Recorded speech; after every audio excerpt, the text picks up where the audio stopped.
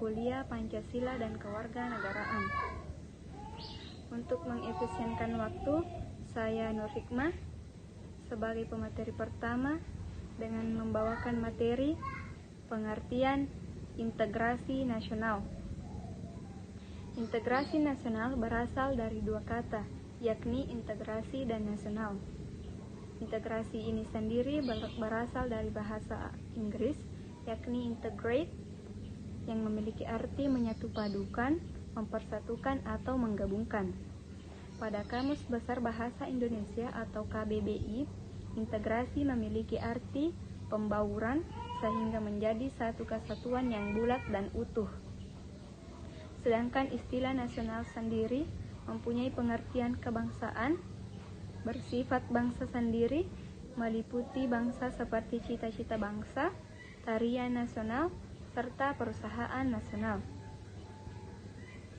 Pada proses integrasi nasional biasanya akan dipengaruhi oleh aspek-aspek sosiologis dan antropologis. Dalam prosesnya, integrasi dituntut adanya kesepakatan terhadap nilai-nilai umum yang ada di dalam masyarakat melalui proses yang pertama, sosialisasi adalah sebuah proses seumur hidup yang berkenaan dengan bagaimana individu mempelajari cara-cara hidup, norma-norma yang berlaku di lingkungan sekitarnya. Yang kedua, akulturasi adalah suatu proses sosial yang timbul manakala suatu kelompok manusia dengan kebudayaan tertentu dihadapkan dengan unsur dari suatu kebudayaan asing. Yang ketiga, asimilasi adalah pembauran dua kebudayaan yang disertai dengan hilangnya ciri khas kebudayaan asli sehingga membentuk kebudayaan yang baru.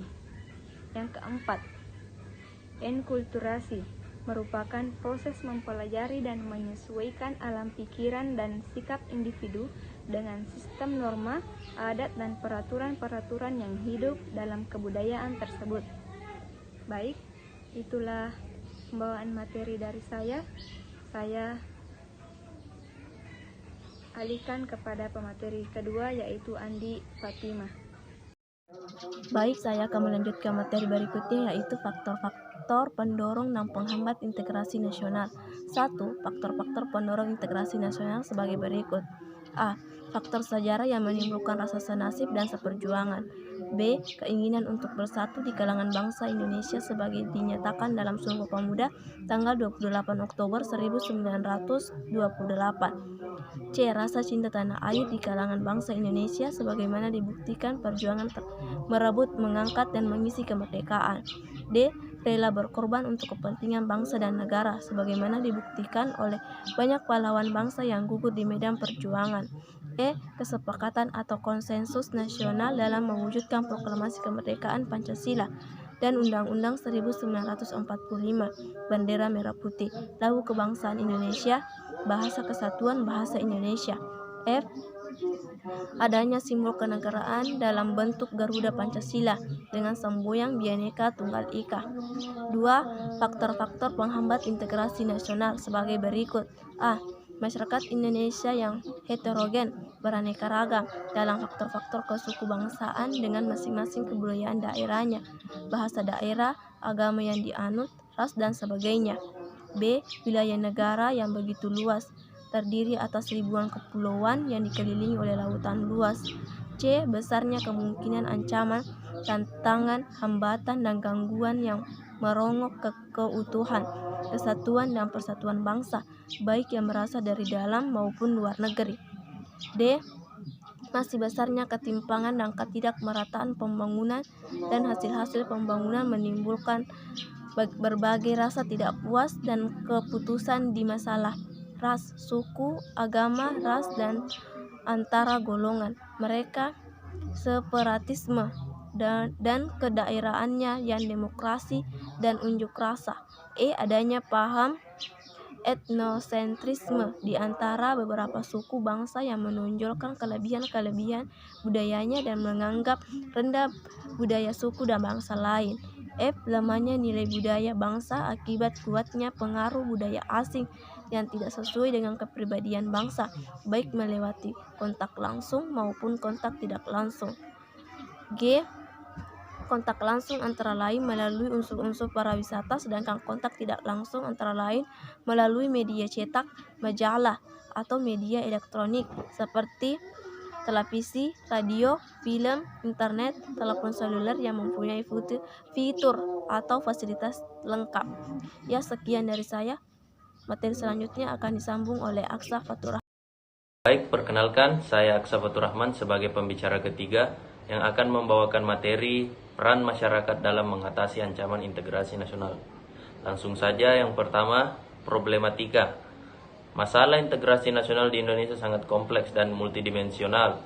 Problematika dalam integrasi nasional dapat dilihat dari berbagai aspek seperti 1. Geografi. Letak Indonesia yang terdiri dari pulau-pulau dan kepulauan memiliki karakteristik yang berbeda-beda.